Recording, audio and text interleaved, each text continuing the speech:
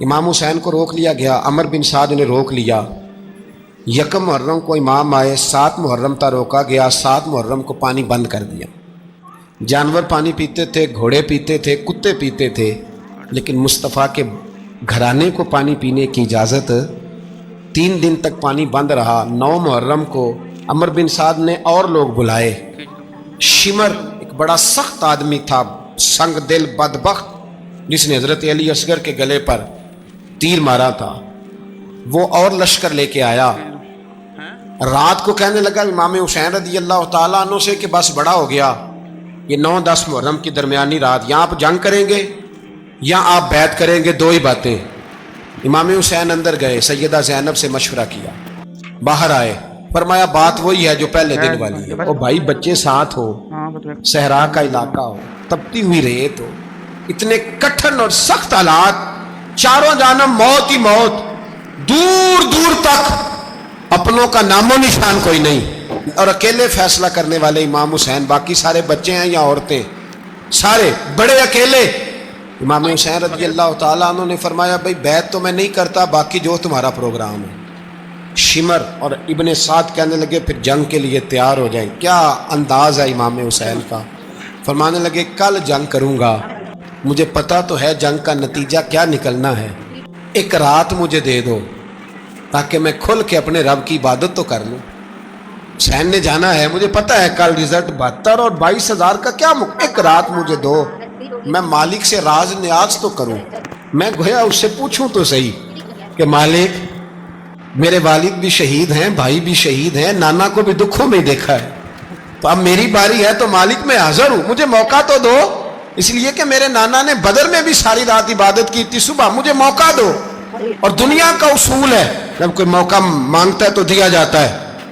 یہ دونوں کہنے لگے کوئی موقع نہیں۔ حر بن یزید پیچھے سے بولا، کہنے لگا نہیں، بدتمیزی نہ کرو، حسین کو موقع دو، تمہیں دینا پڑے گا۔ موقع دیا۔ حر بن یزید نے پھر منت کی، کہا حضور آپ مہربانی کریں مان جائیں۔ فرمایا ماننے والا کھاتا کوئی نہیں۔ فرمایا ماننے والا کھاتا، بولیے ماننے والا کھاتا، یہ بڑا مشکل کام ہے بھائی۔ ضمیر کا سودا اب تو عام ہو گیا، بازار لگتے ہیں، ریٹ لگتے ہیں، اپنی اپنی چاہتوں پہ لوگوں نے اپنے اپنے انداز سجائے ہوئے ہیں۔ کوئی آدمی بس اچھے طریقے سے نام لے لے تو بس ہم اس کے پیچھے چل جاتے ہیں۔ اب تو عام ہو گیا یہ معاملہ۔ امام حسین نے فرمایا ہو ہی نہیں سکتا، ممکن ہی نہیں ہے۔ ساری رات عبادت میں گزری، ریاضت میں گزری، تہجد کا وقت ہوا تو گھر والوں کو بلایا، فرمایا دیکھنا تمہاری سی کی آواز نہ باہر آئے، خبردار سی کی آواز نہ آئے۔ اور امام زین العابدین سے فرمایا تو بیمار ہے، تو جہاد نہیں کرے گا، لیکن خیال رکھنا پیچھے۔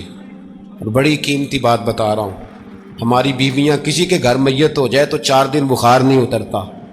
امام علی مقام نے سیدہ زینب سے فرمایا تو بڑی ہے، میری بہن ہے، پیچھے سارے بچے ہیں، جوان ہیں، ان کے حوصلے تیری ذمہ داری ہے۔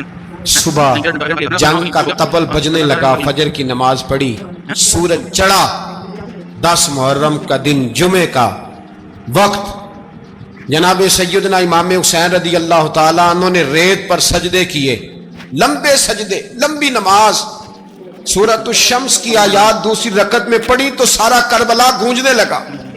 کیا انداز تکلم تھا امام علی مقام کا۔ نماز مکمل ہوئی تو حر بن یزید، عمر بن سعد اور شمر سے کہنے لگے واقعی حسین سے لڑو گے؟ پتہ نہیں کون ہے۔ قل لا اسألکم علیہ اجرا، تم نے نہیں پڑھا؟ الا المودۃ فی القربى، تمہاری آنکھیں بند ہیں۔ الحسن والحسین سید الشباب اہل جنہ، تمہیں نہیں پتا؟ کہنے لگا چپ کر، حکومت نظر آ رہی ہے۔